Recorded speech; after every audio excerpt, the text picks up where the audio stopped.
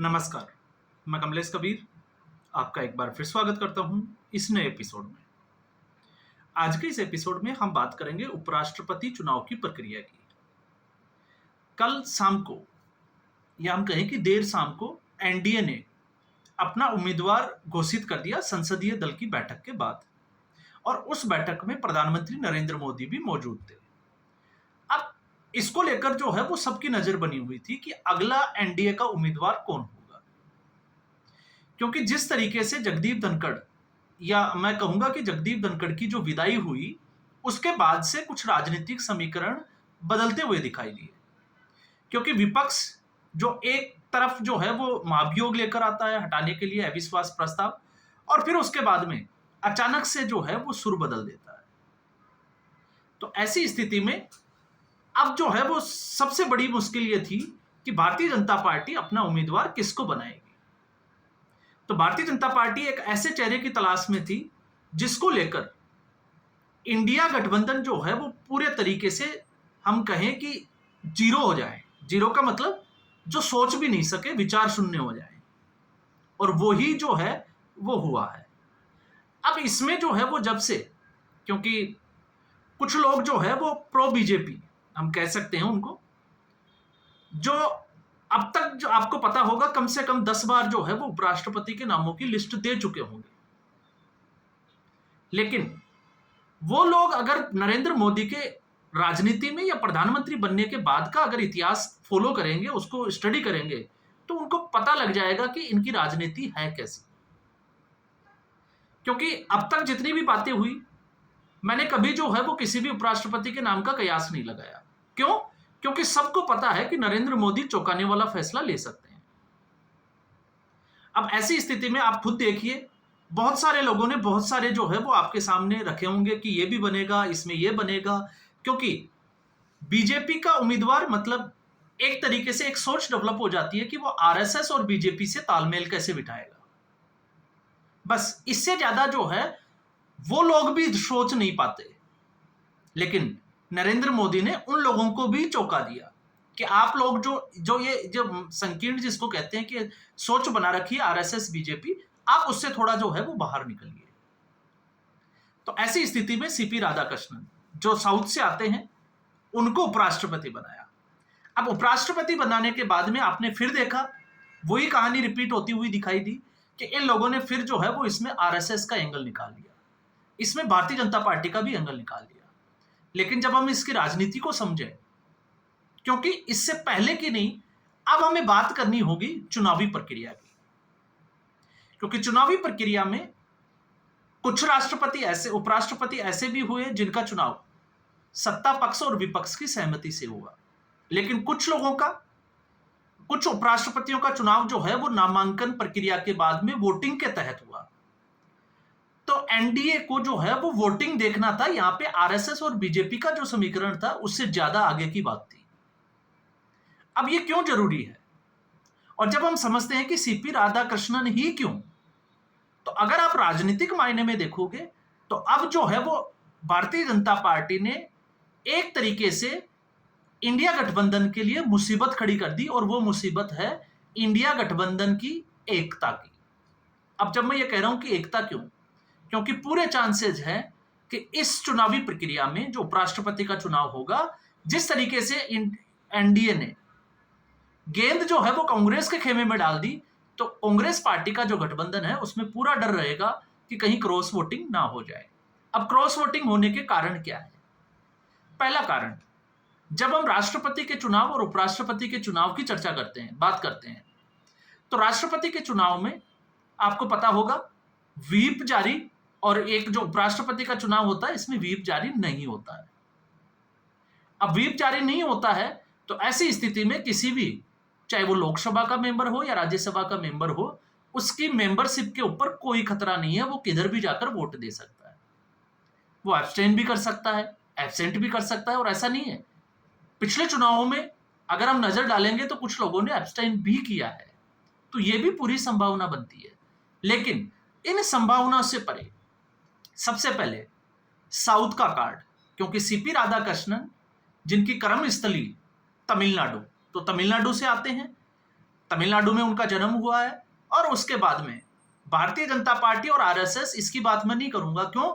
क्योंकि वो एंगल जो है वो पूरे सोशल मीडिया पे आपको बहुत मिल जाएगा। लेकिन जब हम बात करते हैं कि सीपी राधाकृष्णन ही क्यों, तो वो इसलिए, आप याद करिए अटल बिहारी वाजपेयी के लिए कांग्रेस पार्टी एक सेंटेंस बोलती थी, good man in wrong party, और यही similar sentence as it is जो है वो डीएमके के नेता जो है वो बोलते हैं सीपी राधाकृष्णन के लिए। तो पहला डर यहीं शुरू हो जाता है। क्यों? क्योंकि इस वक्त एनडीए के पास बहुमत है, लगभग 422 वोटों का कोटा है, और इसके अगेंस्ट अगर हम देखते हैं तो इंडिया गठबंधन के पास सिर्फ और सिर्फ 312 वोट है, और जीत के लिए कितने चाहिए? लगभग 390 या 391 वोट।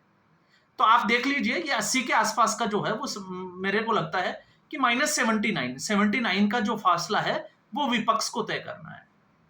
अब विपक्ष अगर इसमें जो मैं बात कर रहा हूं डीएमके और एआईडीएमके की, 38 वोटों की अगर हम बात करें, इन दोनों के पास 38 वोट है, क्योंकि एआईडीएमके के पास लोकसभा में एक भी मेंबर नहीं है, सांसद नहीं है, राज्यसभा में 4 सांसद है। और ठीक ऐसे ही अगर हम देखें तो 22 + 10 ये डीएमके के पास है, 22 लोकसभा में और 10 जो है वो राज्यसभा में। तो आप सोचकर देखिए, जो पार्टी सीपी राधाकृष्णन को बड़ा अच्छा नेता मानती है, good man in wrong party, तो उसके नेताओं के साथ में इसी सीपी राधाकृष्णन के संबंध कैसे रहे होंगे? तो यहां पर पहला जो कारण आपको मिलेगा वो मिलेगा, और आप मानकर चलिए एआईडीएमके वो 4 वोट जो है वो एनडीए के साथ या एनडीए के पास ही जाने हैं। तो यहां पर इंडी गठबंधन के लिए यह भी बड़ी चुनौती है। उसके बाद में दूसरा कारण, जब हम क्रम स्थली की बात करते हैं तो पुदुचेरी के उपराज्यपाल रहे, इसके अलावा तेलंगाना में राज्यपाल रहे, झारखंड, और अभी जो है वो महाराष्ट्र में। अब आप महाराष्ट्र पे थोड़ी सी नजर डालोगे, क्योंकि आपने देखा होगा राज्यपाल, कुछ ऐसे राज्यपाल भी हुए हैं जो सत्ता पक्ष के साथ, जो राज्य सरकार होती है उनके साथ उनका टकराव चलता है, जैसे जगदीप धनखड़ का पश्चिमी बंगाल में। लेकिन जब महाराष्ट्र की राजनीति की हम बात करते हैं तो महाराष्ट्र में चाहे वो महाविकास आघाड़ी हो या फिर आपका महायुति हो, दोनों ही दलों के साथ में एक ऐसी सोच रखने वाला व्यक्ति जो ये सोचता हो कि इस संवैधानिक पद का जो है वो किसी भी राजनीतिक दल से कोई लेना देना नहीं होता, तो आप सोचकर देखिए कि उनका तालमेल दोनों दलों के साथ कैसा होगा। तो यहां पर भी जो है वो टकराव की स्थिति दिखाई नहीं देती। तो क्या ऐसी स्थिति में एनसीपी और शिवसेना के वोटर पे नजर रहेगी कि वो वोटर जो है वो किस तरफ जाता है? और फिर उसके बाद में हम आते हैं झारखंड, क्योंकि झारखंड के भी राज्यपाल रहे हैं, और झारखंड में भी इनका तालमेल जो है वो बहुत अच्छा रहा है। और इस वक्त क्योंकि झारखंड की अगर आप स्थिति देखोगे तो दिसोम गुरु, जिनका अभी जो है वो देहांत हुआ, और उसके बाद में प्रधानमंत्री नरेंद्र मोदी का हेमंत सोरेन के पास जाना, उनका मुलाकात करना, ढांढस बनाना, राजनाथ सिंह का उनके जो है वो गांव जाना, तो ये कुछ ऐसे घटनाक्रम जो है वो हाल फिलहाल में देखे गए हैं राजनीतिक गलियारों में। उससे साफ तौर से ये लगता है कि झारखंड और महाराष्ट्र में भी प्रबल संभावना है कि कहीं यहां पर जो है वो क्रॉस वोटिंग ना हो जाए। तो अब इंडिया गठबंधन के लिए मुसीबत क्या है? इंडिया गठबंधन के लिए मुसीबत है, पहली मुसीबत कि उनका कैंडिडेट क्यों होगा, क्योंकि उनके सामने हार है, ये तो साफ तौर से दिखाई देता है। तो फिर दूसरा सवाल यह है कि इंडिया गठबंधन इस क्रॉस वोटिंग से जो एक मैसेज जाएगा एकता का, उसको लेकर जो है वो किस तरीके से जो है वो अपना मैसेज अपनी पार्टियों को या लोगों को दे पाएगा, ये एक जो है वो सबसे बड़ी चुनौती होगी। क्योंकि इससे पहले जो चुनाव हुए थे जगदीप धनखड़ को लेकर, तो जगदीप धनखड़ को लगभग जो है वो 546, और उनके खिलाफ विपक्ष ने जो है वो मार्गरेट अल्वा को कैंडिडेट बनाया था, और 182 के आसपास वोट मिले थे। तो क्रॉस वोटिंग वहां भी हुई थी। उससे पहले अगर आप देखोगे एम वेंकैया नायडू, तो वहां पर भी जो है वो क्रॉस वोटिंग हुई थी, और वहां पर भी आप देखोगे तो लगभग 512 के आसपास या 500 के ऊपर जो है वो वोट एम वेंकैया नायडू को मिले थे। तो ऐसी स्थिति में भारतीय जनता पार्टी ने, या हम कहें कि एनडीए गठबंधन ने बड़ी ही चालाकी के साथ ये जो, क्योंकि अब जो है वो सबसे बड़ी चुनौती थी जगदीप धनखड़ के बाद भारतीय जनता पार्टी, या हम कहें कि एनडीए के साथ, और एनडीए के एक ऐसे कैंडिडेट की जरूरत थी जो इस मौके को साध सके। क्योंकि आपने देखा अभी संजीव बालियान और दूसरा राजीव प्रताप रूडी, जो चुनाव हुआ था उसको लेकर विपक्ष के द्वारा एक नैरेटिव बनाया गया था। और नैरेटिव यह था कि गुजरात लॉबी को जो है वो हार का सामना देखना पड़ा। अमित शाह, क्योंकि उन्होंने भी चुनावी प्रक्रिया में भाग लिया था, तो उनका समर्थन संजीव बालियान का था और संजीव बालियान उसके बावजूद जो है वो चुनाव हार गए। तो उस स्थिति के बाद में अब यह फैसला हुआ है और अब इस फैसले के बाद में अगला कदम विपक्ष का क्या होगा, क्योंकि विपक्ष के सामने चुनौतियां बहुत ज्यादा है। कैसी कैसी चुनौतियां हैं वो आप समझ सकते हैं। अब विपक्ष की एक बड़ी चुनौती आज आपको पता होगा कि सीएसी के खिलाफ जो है वो एक महाभियोग लाने का प्रस्ताव लेकर आ सकता है विपक्ष। तो विपक्ष चुनाव आयोग को लेकर जो है वो अभी सवाल जवाबों के घेरे में आपस में उलझे हुए हैं और साथ में उपराष्ट्रपति के चुनाव को लेकर।